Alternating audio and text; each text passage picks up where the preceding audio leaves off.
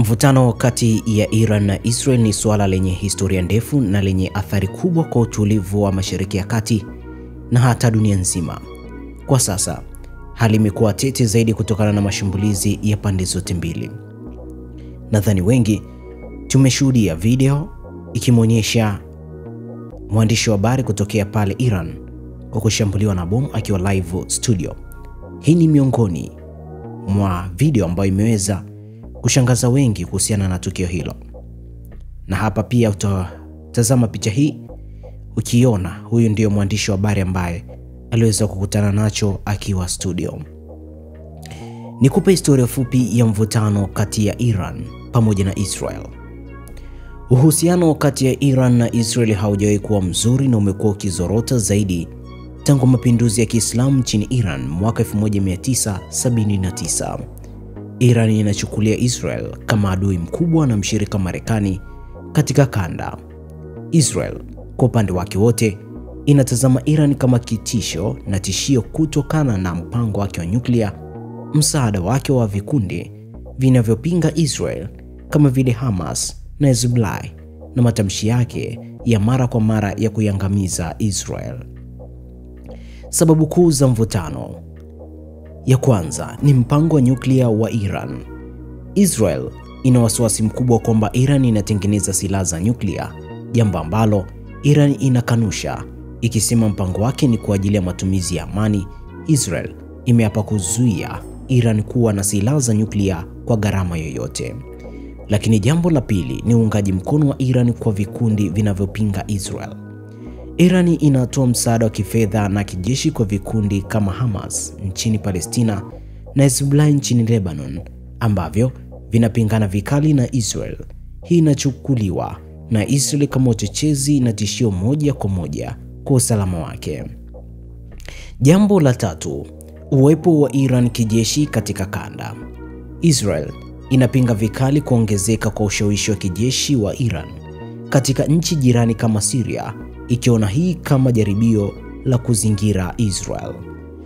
Jambo lingine, mashambulizi ya kuficha na ya moja kwa moja.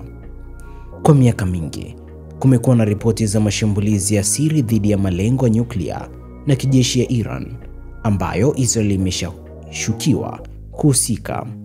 Hivi karibuni mvutano umeongezeka na kusababisha mashambulizi ya moja kwa moja ambapo pande zote zimetumia makombora na ndege zisizo na rubani kushambulia maeneo muhimu ya kijeshi na hata raia. Hali ya sasa imeongezeka kwa kiasi kikubwa kufuatia matukio hivi karibuni. Kumekuwa na mashambulizi ya pande zote mbili. Mashambulizi ya Israel dhidi ya Iran. Israel imefanya mashambulizi makali dhidi ya maeneo mbalimbali nchini Iran kwa njia ya anga, yakilenga vituo vya nyuklia na maeneo ya kijeshi. Kumekuwa na ripoti za vifo vya raia, wanajeshi na hata wanasayansi mashuhuri.